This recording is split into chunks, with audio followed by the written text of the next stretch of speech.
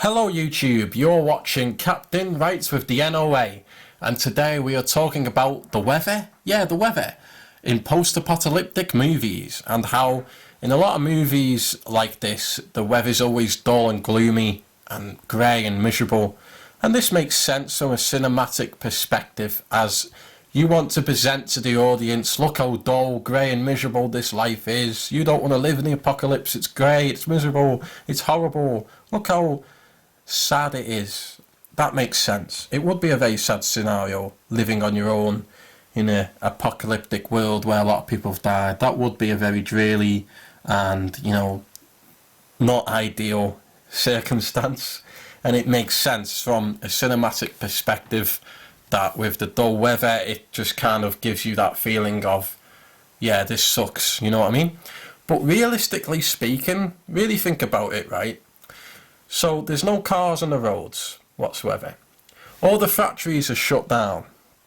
There's no gas or electricity being produced. All of this pollution in the air is gone. All you'll see is the occasional car driving around in this big open wasteland where you'll just see a lot of plant life grow. You'll see grass growing really high. And that's another thing in post-apocalyptic movies. You go around these neighbourhoods and they're completely abandoned, but everything's kind of the same. The grass is still short. There's just cars on the road abandoned and stuff, and bins left out. But if you really think about it, right, all the grass would be really high and overgrown, right? There'll be moss and foliage growing on the buildings. Wild animals would be everywhere. You would see lions and stuff. And I know that sounds ridiculous, but it's in I Am Legend where he's running around New York.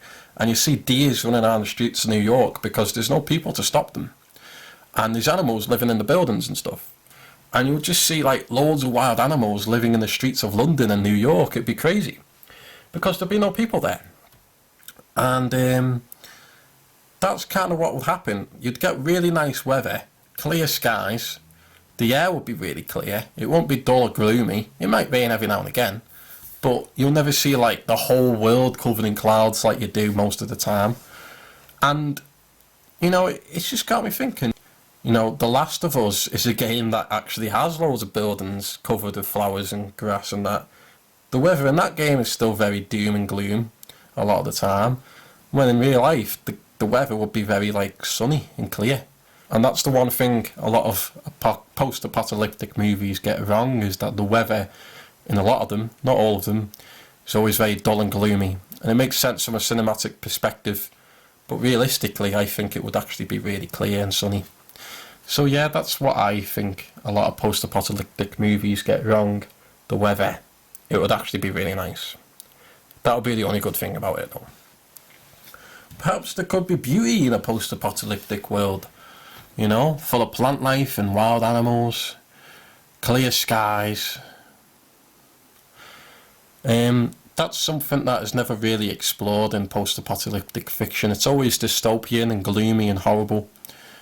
But, it would be kind of interesting if there was a movie like that kind of embraced the sort of wildness of it. If there was a post-apocalyptic movie that embraced that, I think that'd be really cool. I mean, Mad Max is kind of like that, and then I think there are a few films that sort of embrace the sort of, Mother Nature aspect of how the world would be in a post-apocalyptic world. But a lot of the time it's always just doom and gloom, which makes sense, but realistically speaking, the weather wouldn't be that way, I don't think. This video went on way too long. Alright, that's all I have to say about the weather when it comes to post-apocalyptic movies. I just think they get it wrong, but it makes sense why it's so doom and gloom. Anyway guys, thanks for watching this video. I'll see you guys next time. Stay tuned to NOA. I'm going to be doing a lot more videos because I'm bored out of my mind. See you guys next time. Both my ebooks are now available on Amazon Kindle. The New Order of Alexandria is a dystopian sci-fi adventure full of violence, drama, with plenty of gunfights. Paranormal Homicide is a supernatural horror set in my hometown of Runcorn, a murder mystery with a sinister twist. Both of my books are 18 plus, so you never miss out on the dark and gritty details. Don't forget to follow our Facebook page, The New Order of Alexandria, for everything NOA.